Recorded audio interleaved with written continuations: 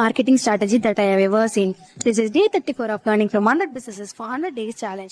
1970ல Japan economy ரொம்பவே boom ஆகுது. Nestle coffee brand ஜப்பான்ல பண்ணலாமே ட்ரை பண்றாங்க. ஆப்வியஸா ஜப்பான் பீப்புளுக்கு டீனா ரொம்ப பிடிக்கும். அதுவும் டீ பேசிஸ் பேக்ஸா சொல்லவே தேவையில்லை.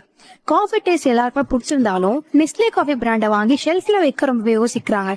அப்போதான் Nestle coffee brand super star of marketing Clotaire Rapaille இறக்குறாங்க. இவர் ஒரு child psychiatrist. People can't really tell what they really need because the real desires are unconscious ஒன்னு ரொம்பவே நம்புறாரு. இந்த வே ஆஃப் திங்கிங் வச்சு ஒரு சஜஷன் கொடுக்குறாரு. பேரண்ட்ஸ்க்கு ஜப்பான்ல டீனா ரொம்ப பிடிச்சிருக்கு. இதை பார்த்துதான் சைல்டும் அதை ஃபாலோ பண்றாங்க. டார்கெட் சைல்ட்ல பண்ணலாமே அப்படின்னு காஃபி ரிலேட்டட் கேண்டீஸை ரிலீஸ் பண்ண சொல்றாரு. இதனால சைல்ட்ஸ்க்கு அந்த காஃபி ரிலேட்டட் டேஸ்ட் ரொம்பவே பிடிக்க ஆரம்பிக்குது. இதோட சேலும் அதிகமாகுது. தென் ஸ்லோவா சுகரி காஃபி பேஸ்டு ஃபிளேவர்ட் ட்ரிங்க்ஸை ரிலீஸ் பண்றாங்க. இதனால யங்ஸ்டர்ஸ் இதை ரியலா விரும்பி வாங்க ஆரம்பிக்கிறாங்க. Marketing strategy that I have ever seen. This is